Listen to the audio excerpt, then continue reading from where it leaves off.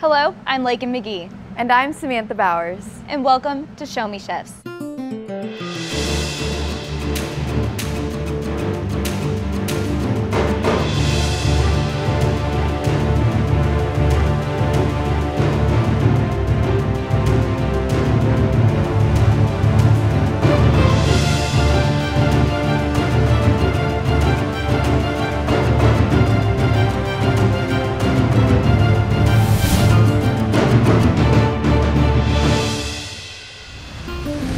The stakes are high in today's semifinal round. Our chefs today had the opportunity to bring 2 secret cooking items to the kitchen with them. They will then go through 3 rounds of cooking and present their dishes to the judges. The winner of today's semifinal round will move on to the finals and compete for the grand prize of $3,000. Today's show features 2 prominent chefs from the Springfield area. Our first chef is Chef John Allen from the Aviary Cafe and Creperie. The next chef is Chef Leong from Leong's Asian Diner. Chef John, can you tell me a little bit about yourself? Yeah, I've been in restaurants pretty much my whole life. My mom owned a restaurant when I was a kid.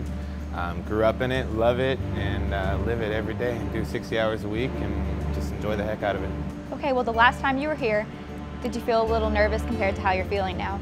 I actually feel a little more nervous this time. Wing's a pretty strong competitor and looking forward to going head to head with him. So. Okay, well good luck today. Chef Wayne, are you ready to compete today? I'm a lot more comfortable than the last time. Okay, have you had any experience with Chef John? We're in the Chef Association together, so I haven't competed with him one-on-one, but I've seen his work. He's an awesome chef. Okay, well good luck today. Thank you. Our chefs will duel it out over 3 rounds of cooking to decide who will move on to the finals of Show Me Chefs. Today we have 3 judges who represent many facets of work from around the Springfield area.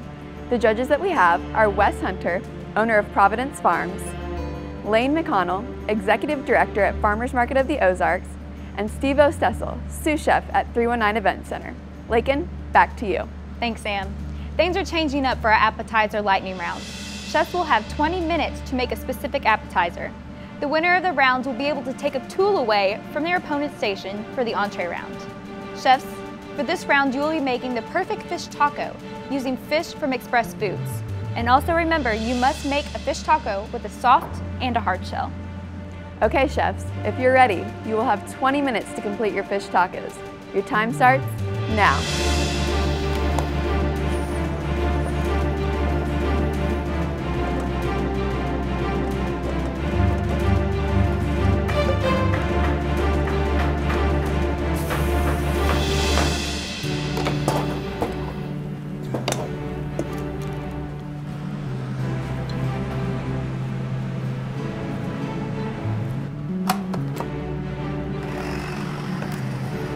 Chef John, how you doing? Doing fantastic. Okay, I well, actually it smells really grew good. up in Southern California and know how to make a taco. So Oh, really?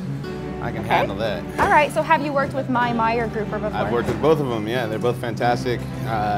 Central California on the coast where I grew up, had a lot of fresh seafood, a lot of awesome products you can work with. So I'm used to pretty much any fish you can throw at me. Okay, so from working in California and working in Missouri, is there a little different working with the certain foods that we have here? It's a huge difference. And then I met Lane. And the market gets us some really good products. They don't have everything, but they sure come a long way in the last few years. And if you can't find it in Missouri, you're not trying hard enough. So. Okay. All right, well, I'm gonna go see how your opponent's doing. Chef Wayne, how you coming over here? I'm doing real good. I think I'm going to do tacos 2 different ways. Okay. Okay, I'm going to do a grilled taco and a Baja-style fried taco. Okay, creative. Okay, and what's in this pan right here? That's going to be the batter for the fish. Where I'm going to do the Baja-style. Okay? Have you worked with my Meyer grouper before? Yes, all the time. Oh, all the time?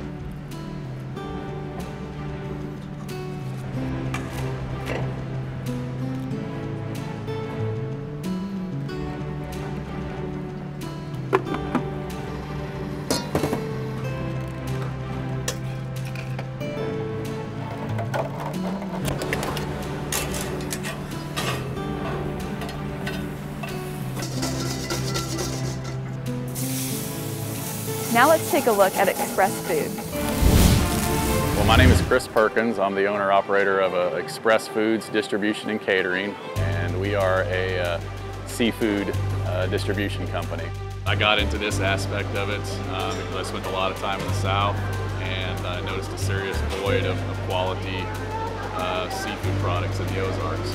Our focus is wild-caught American seafood, everything sustainable and good for the environment. We're in about 24 different grocery stores and restaurants right now. Now some of our biggest accounts are Bass Pro and Mama Jeans, and we do handle the 4th state area, so it keeps us busy.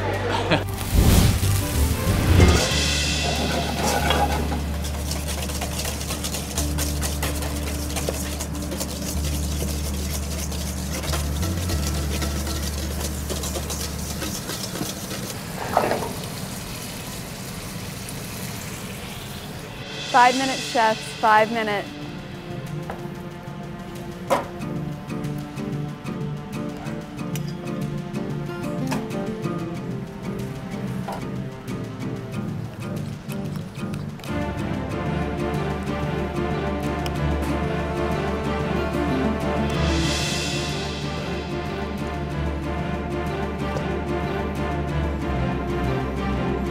Ten, 9, 8, 7, 6, 5, 4, 3, 2, 1. Time's up, tools down. When we return, our chefs will present their dishes to the judges.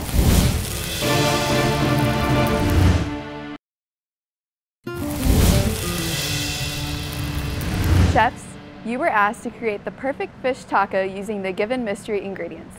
The time has now come to present to the judges. The judges will be grading your dishes on several factors: the aroma, the taste, the presentation, and use of the given ingredients. The judges also have up to 2 bonus points that they can add to a chef of their choosing.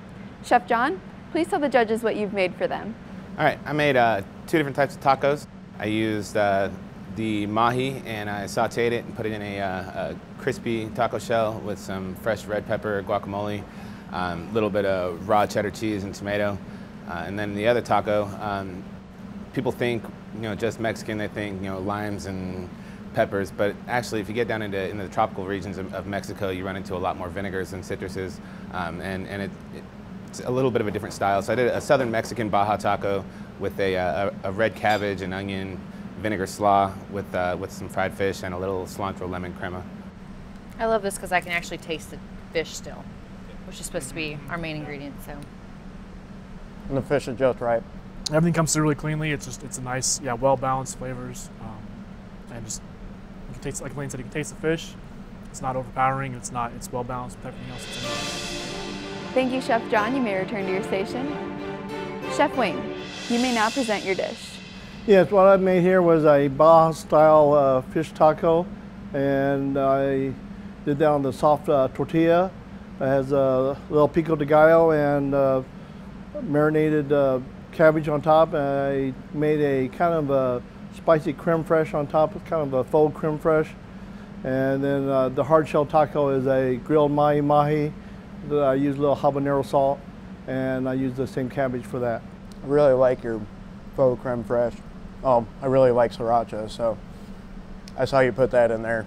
Putting the crunchy shell in the oven to toast a little bit, great, because it gives you that nice crunch you want from a hard taco. Thank you, Chef Wing. You may return to your station. Judges, who have you chosen as the winner of our appetizer lightning round?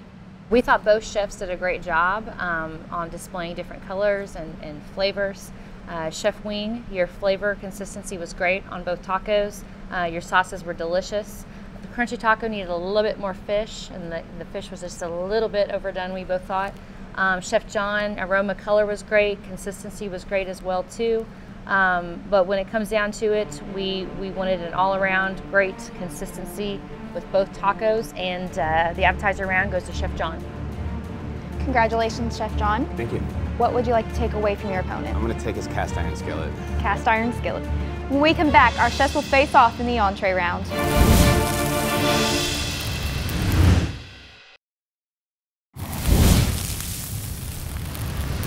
Welcome back to Show Me Chefs. Before the break, our chefs went through an appetizer lightning round and had to create the perfect fish tacos for our judges to grade. As the winner, Chef John has chosen to take away Chef Wing's cast iron skillet. Now is the time for the entree round. Each chef will have 40 minutes to prepare an entree using the mystery ingredients.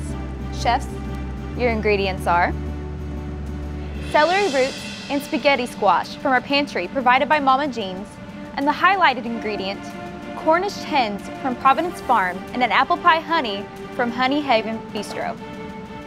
Chefs, you will have 40 minutes to complete your entrees. Your time starts now.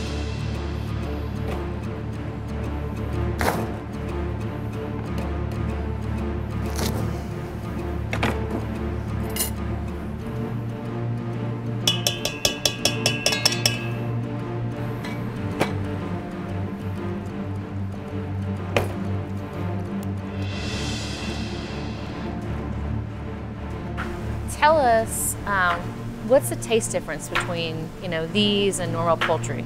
Well, we use heritage breed chickens, which are slower growing. They're old-fashioned genetics, and that slow growth means that it just takes more time to get to butcher weight. So they have more time foraging, more time exercising, building more muscle, which ends up with a deeper flavor and a better texture as a result. Well, you guys cook these at home too. How do you cook them? We usually we broil them about 20 minutes under the broiler, or if we've got a little more time, we'll roast them about 425 or so. So they sell really well, so we don't need a whole lot of them. Well, speaking of, you sell these at farmers market. We do, yes. Yeah, we have them in season, fresh whenever they're available, and then some of them we'll put in the freezer. And, they're pretty popular item. We were surprised how popular, how much the demand was when we started trying them. A lot of people this holiday use these instead of turkeys. I saw at market Right. they were buying these instead of turkey. Yeah, it's for people who wanted a smaller meal, smaller get together. They don't have to buy a big 12, 15, 18 pound turkey. They could buy a few Cornish hens. There's one for everybody. It's a good serving size, one bird. Well, this is going to be a good way for you Thanks to. for including the neck and the gizzards. Yeah, I was hoping you make good use of that. Man, you can't even buy a hen or a chicken from a mainstream distributor that has all the goodies on it Yeah, anymore. I was hoping that would be appreciated. I just got excited. I cut into the first one and I almost cried. Have you ever seen it paired with celery root and spaghetti squash? I have not seen that pairing. What's that? No. We were talking about the pairing of the hens and celery root and apple pie honey and spaghetti squash. It actually makes sense in my head somehow. So we'll see how that goes. Usually when it makes sense in my head, it never works out.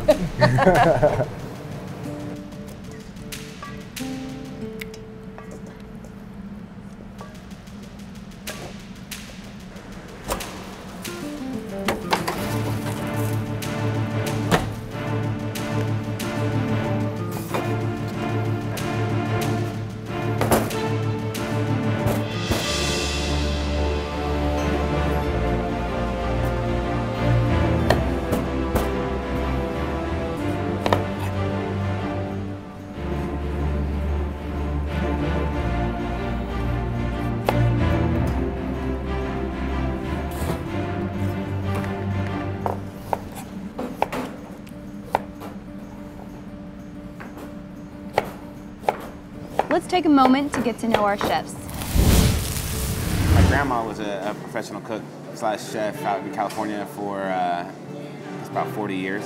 And when I was 11 or so, my mom bought a restaurant, and my grandma was the head cook for our restaurant. And I can remember going to the restaurant after I got out of school and just kind of tugging on my grandma's apron and trying to learn from there. We thrive on being something that people can't get anywhere else. As we were getting ready to open, we realized that out of the 500 restaurants in Springfield, about 455 of them were the same. You get a lot of the same thing over and over again, not much variety, and we just really felt like we needed to find a niche where we could provide something that other people can't. And that's how we came up with this place. Throughout the years, I've done just tons of chef's dinners, tons of specials. Here at this restaurant alone, we've had like 12 different menus since we've been open in 4.5 years. I've cooked a little bit of everything in my life. Pretty much anything they can throw at me, I'll know how to use it as far as ingredients go. So I won't be stumped by anything, I don't think, which is going to be an advantage for me.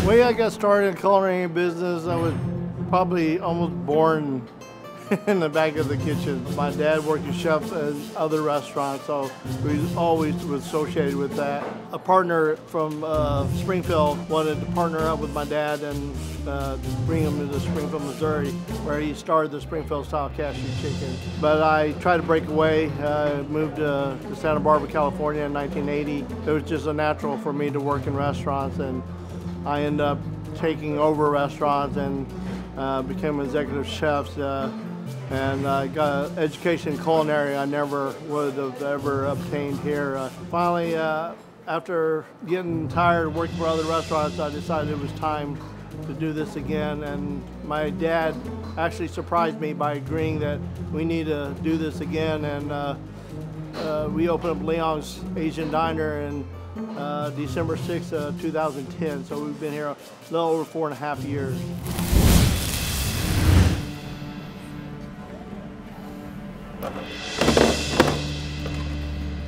Let's see how our chefs are starting to handle the time ticking down. Okay, so the entree round, how's it? Are you a little nervous about it? Yeah, it's, just getting back into my groove and working with squab. It's been a while since I've been working with squab, so or Cornish hens, but I'm back on track. Okay, well good. So with your cast iron skillet being gone, has that affected how you're cooking? No, I would have baked it anyway. So okay, good. Okay. All right, so he didn't take away something that's really important right now. Okay. Thank you. Yeah.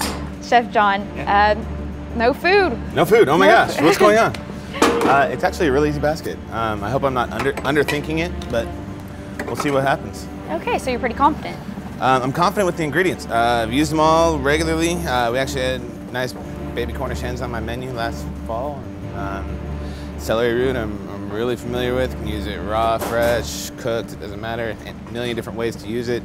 The only kicker is the spaghetti squash, which usually takes 50 minutes to cook. Oh no. So hopefully, we'll see what happens, but it'll be close. Okay. Well, if you had a second chance, would you take away another tool from Chef Leong? No, because that cast iron griddle would have done these birds really, really nice, and he knows it. So right now he's mad at me. After the break, things heat up as our chefs continue their battle.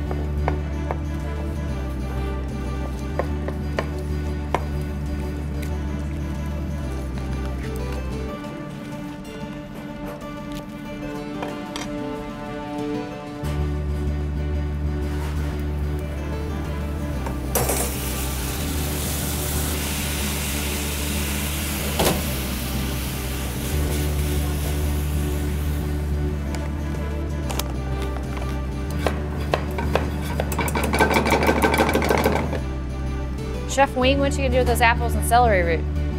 What am I doing with the celery root? Yeah, and the apples. I'm gonna make an apple compote with your apple butter honey, and it's gonna be kind of a relish.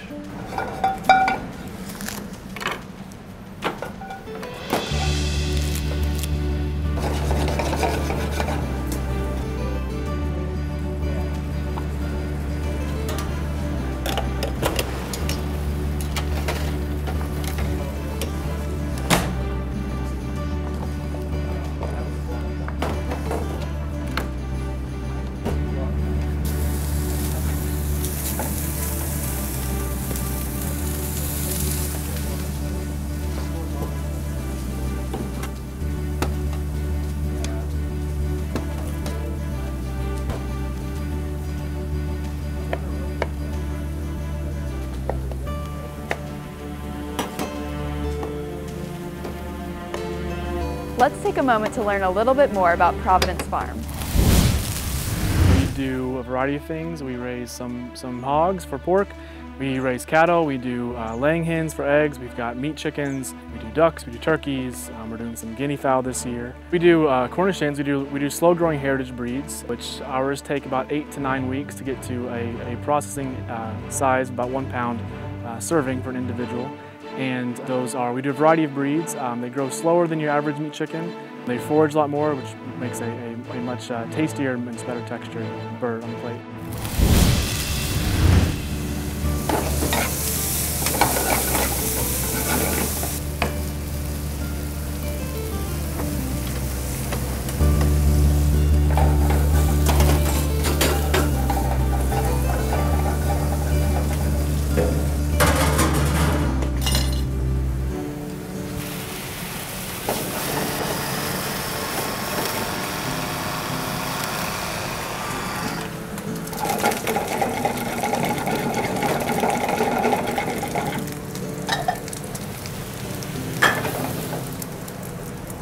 Chefs, we're halfway there. You have 20 minutes remaining in the entree round.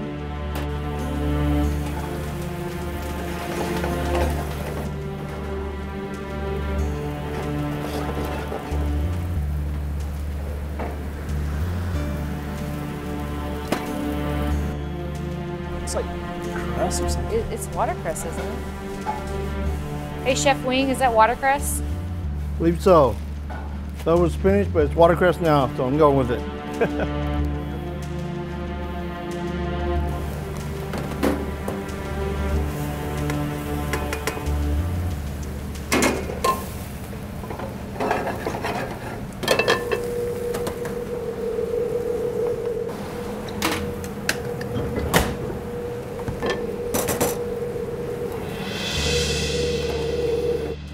All right, judges, it's starting to smell really good in here. So, Judge Stevo, I'm curious, as the sous chef at 309 Event Center, what would you do with this combination of ingredients?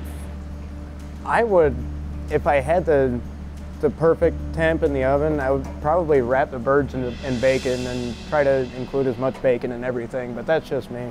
The more bacon, the better, right? Definitely. Judge Lane, can you describe the aroma in the room? It smells really good. It sounds like things are getting ready to come out and be put together, because my mom always said when the kitchen smells full of good flavor that it's time to eat. So it smells like it's time to eat right now. It smells like it's time to eat, definitely.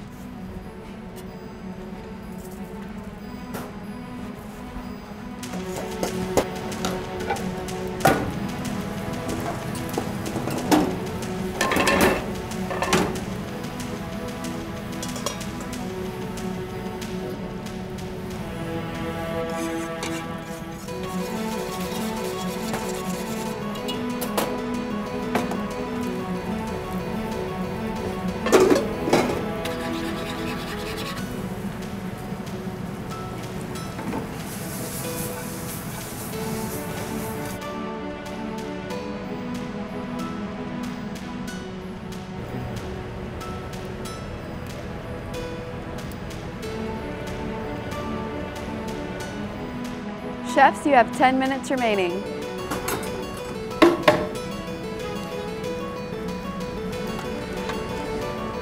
Chef Wayne, are you feeling a little confident over here? Yeah, I am. Just waiting on one more item, and hopefully it cooks in time. We'll see. Okay. Well, since him taking your cast iron, my cast iron skillet. Yes.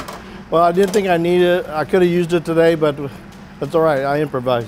Okay. Do you feel like you're going to come back in this round? Yes, I do. You do? Okay. Good luck to you. I'm going to go check in with your competitor. Thank you.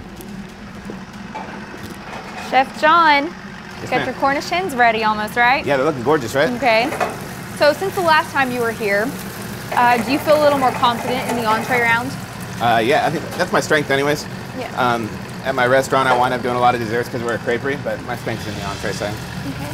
So what is in that pan over there? That's a brown chicken roux made out of the Cornish hen and all the necks and gizzards and livers, and I reduced all that with some white wine and then hit it with some dark roux and tightened it up. That's going to be the base of my dish. Okay, so will the judges be able to taste the wine? Oh yeah. They will? Okay. Yeah. Okay. Put about half a bottle of wine in that little bit of sauce. Oh, really? Oh, so they might be feeling it a little bit too much, right? Yeah. Do you feel like you have an upper hand on your competitor? I don't know. Like I said, wing's tough, man. I pulled that first round out of my hat. Luckily, it played to my strengths, and I really hope this one turns out good. Do you feel like he might have has a little anger at you right now? I don't think it's anger. Wing and I are both extremely competitive natured folks, and I think that he's going to do everything he can to beat me, and I'm going to do everything I can to beat him, and at the end of the day, we're still going to be friends. So. Okay, well, good strategy.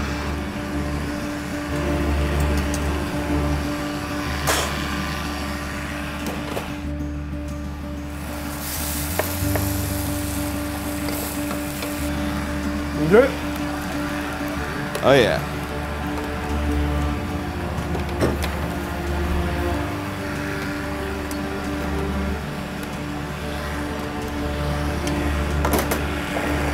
Five minutes, chef. 5 minutes. 5 minutes.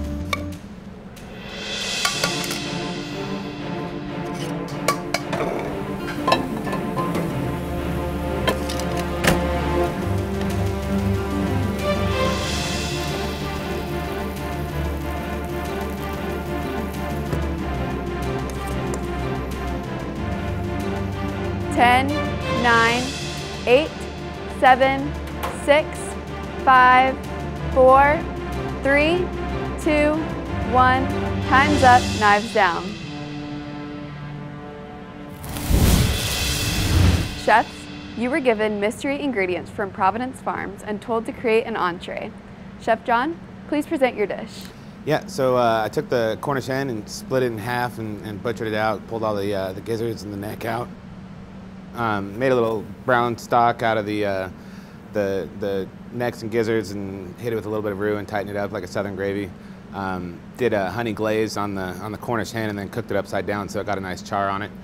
The mix underneath is the spaghetti squash roasted at a high temperature so it picks up a little bit of smoke with some rendered bacon, kale, onion, garlic, and a touch of vinegar. And then the celery root, I made a puree, and then I did a scorched herb oil to go with it to give it a little bit of bitterness because the celery root's a little bit sweet. So I wanted to accent that.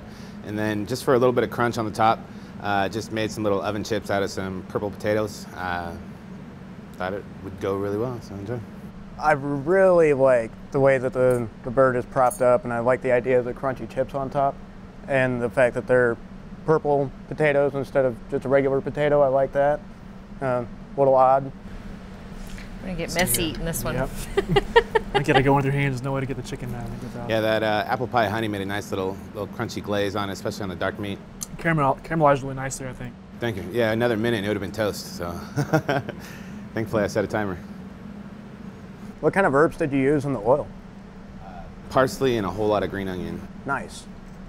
I was gonna say, I love this spaghetti squash, and I love to see new ways to do spaghetti squash because it's a veggie that gets kind of underutilized at the farmer's market, and we have plenty of it in the fall time. Thank you, Chef John. You may return to your station. Chef Wing, what have you made for us today? What I did was I did a roasted Cornish hen with a soy apple butter glaze, and I also made a apple celery root compote that topped it, very top of it. And then I did a spaghetti squash with a little cinnamon in there, and finally I topped it off with a little bit of fried watercress. The apple really adds a nice sweetness to it. I think it complements the honey really well. Compote's a really good pairing with this. The Okay. compote's a very good pairing with Good. this. I like the apples in there and the celery root. I can still taste it. I like the touch of the fried watercress. That's a nice. The white wine on Yeah. Well, the fried watercress. fried It's a nice watercress. touch. It gives a little crunch. That's my way of eating vegetables fried. I really like how there's that apple pie kind of flavor with everything here. It's very consistent. The presentation is wonderful on both of them. I think cutting them in half, flattening them, it's a nice way to display it on the plate. I really like how he used the sweetness on this one. The last one had a bit more of a savory element to it, and I really like the sweetness. All right, thank you, Chef Wing. You may return to your station. Thank you. When we come back, our chefs gear up for the dessert round.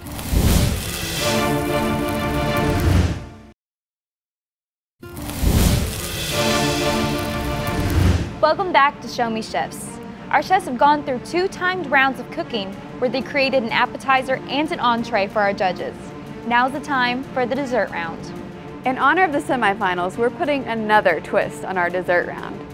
Chefs, each of you will spin a wheel to decide which type of beer you will have to use as your highlighted ingredient for this round.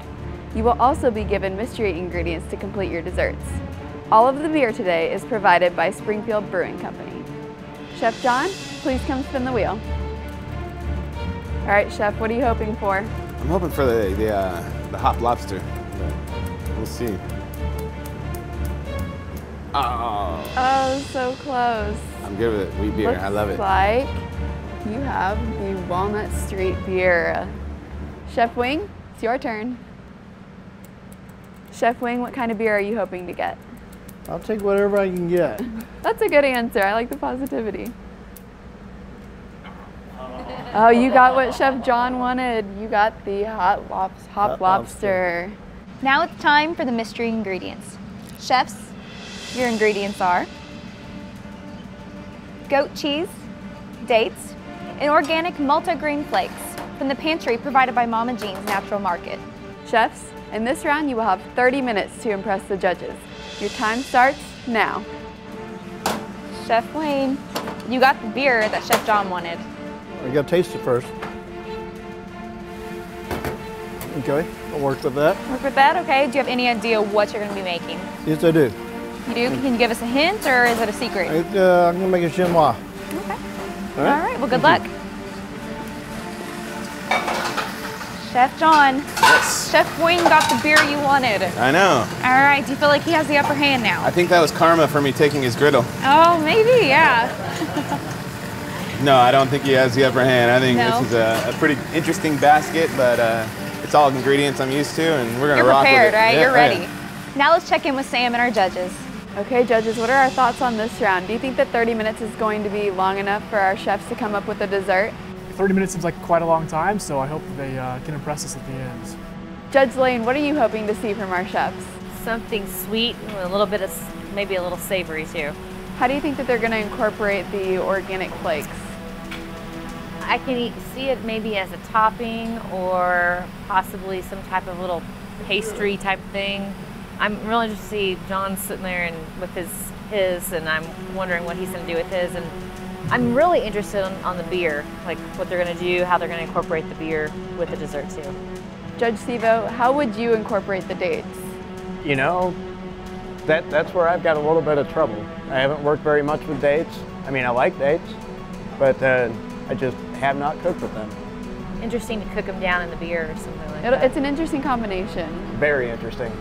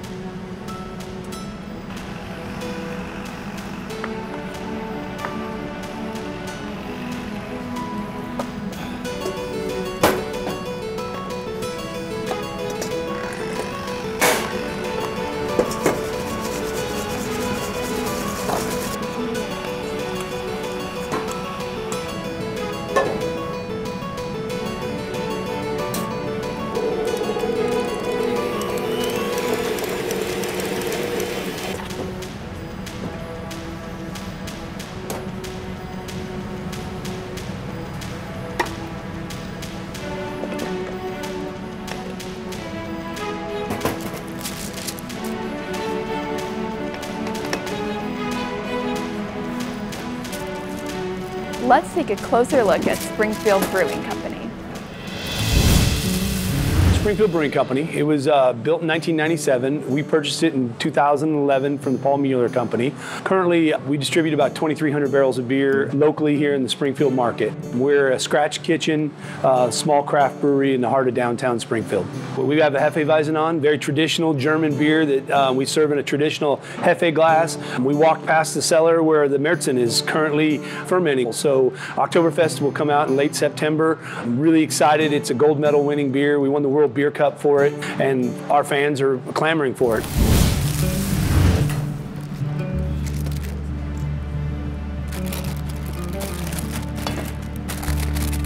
Chef Wayne, what are you going to do with the chocolate? Well, I forgot the butter on it. Okay. I make a cake out of it. Oh, okay. So that's interesting. Something we've never had here on Show Me Chefs. How are you going to use the multigrain flakes? I mean, that's going to be a little crunchy. Do you know what you're going to do with them? I incorporate it with the dates and the goat cheese. Chef John, how do you think your odds are? I think we're pretty neck and neck right now. Kind of doing a fun twist on a classic for a dessert. Everyone in college wanted cereal and beer, so I figured why not try it. So okay. We're gonna do a little cereal donut hole with some beer sauce and a little honey creme anglaise. Okay. And I think it's gonna turn out really good. Okay, well, it sounds pretty interesting.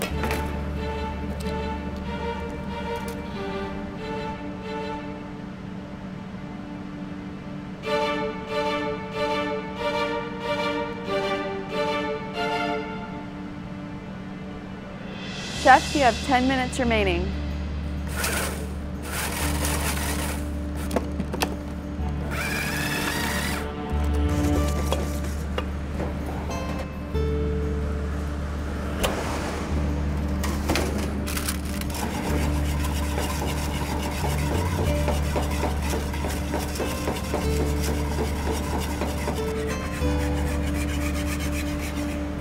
Five minutes, chefs, 5 minutes.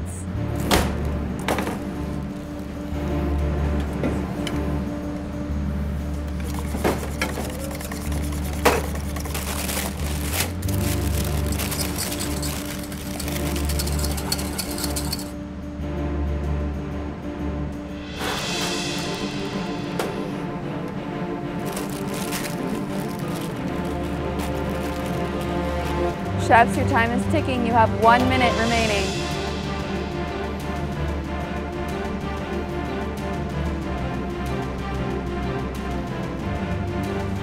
10, 9, 8, 7, 6, 5, 4, 3, 2, 1. Time's up, tools down. Chefs, the judges will now grade your final dishes. Chef John, please present your dish. Yeah, I figured every college kid's dream, at least mine was, is to have beer and cereal in the morning. So I kind of played on that and made you guys a breakfast for dessert, if you will. It's got a little donut hole made out of the cereal. I actually turned it back into a flour, ground the heck out of it. Made a little cream cheese sabayon on the side, and then it's got a beer honey caramel drizzle over the top with some fresh raspberries, because when you're trying to eat healthy, you gotta have something, right? Or sorry, blackberries. And that's what we got, guys. Enjoy. This is goat cheese on this? No, the goat cheese is actually in the beignets. It's in the beignets, okay. The beer really tempers the sweetness of the honey. Kind of brings it down a little bit. You really pulled it off. This has nice crunch, nice flavor, and the sauce is great.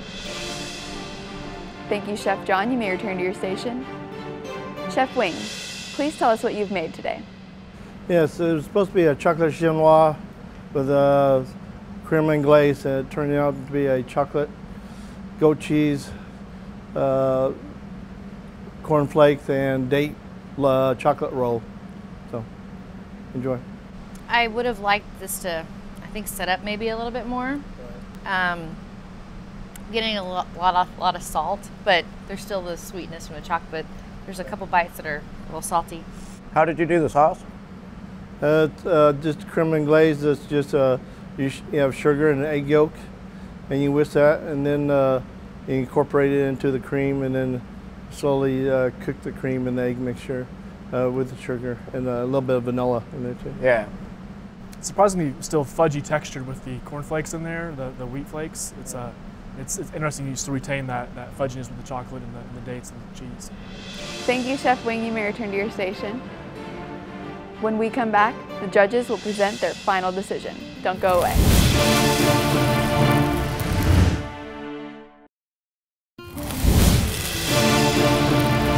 Chefs, you were told to create a 3-course meal using the mystery ingredients provided. The judges have tasted and discussed your plates and have come up with a final decision on who will move on and who will go home. It was revealed earlier in the show that Chef John was the winner of our appetizer round. Judge West, will you please reveal the winner of the entree round and give your final comments? After 2 rounds, it was neck and neck. You both turned in great entrees. We thought that John, yours was a nice kind of down-home country approach. We really appreciated the frugal use of the ingredients, that you used the entire bird, you used the giblets for making your gravy, which tied everything together. It was really nice. Chef Wing, we all thought your fried watercress was unexpected, and it added a nice color pop to the dish. There's it's a great color, but great presentation. A lot of bright flavors with the apple. I think you both used the apple honey very well, which is kind of unexpected ingredients. In the end, Chef Wing, yours was a very consistent dish. The flavors were very consistent throughout, so Chef Wing, you were the winner of the entree round. Judge Stevo, will you please give your final comments and reveal the winner of the dessert round? I may be a cook, but I really don't know dessert, so what both of you guys did was amazing to me. I mean, I really like your approach with your plating, how you kind of did that little bit of a sushi kind of plating, the way that you propped it up and had the sauce underneath and everything. But man, that was excellent. I really like how you ground the cereal down into basically a flour again, and when you fried it up, it had a really nice crunch. It wasn't overcooked or anything. The flavor was great. And the presentation on both sides was pretty well, but we decided that you won the dessert round. That was pretty excellent. Judge Lane, will you please give your final comments and reveal the winner of today's semifinal round? First of all, I want to thank you both for the appreciation and care you took to the secret ingredients and the local ingredients in both on all 3 entrees or all 3 courses that you prepared. I'm a local foodie, and a lot of my vendors donated product for this competition, and I love seeing their product highlighted in the ways that both of you did that. It was neck and neck throughout the first 2 courses, definitely, and in the 3rd course we just couldn't. I wish the texture of your dish had been a little bit more, not so fudgy. The sauce was great. John, you created a great dish with the beignets. It was very unique. And so in the end, when it came down to the point totals and talking to the judges, Chef John is our new winner. Well, thank you for the opportunity and the experience. It was great. Congratulations, John. Congratulations, Chef John. You'll be moving on to the final round of Show Me Chefs and competing for the grand prize of $3,000. Thank you. Another intense day of competition by 2 excellent chefs. Unfortunately, only one can move on to the finals. We'd like to take a moment to thank all of our sponsors and donors for the ingredients used today. Join us next week for the long-awaited finale of Show Me Chefs.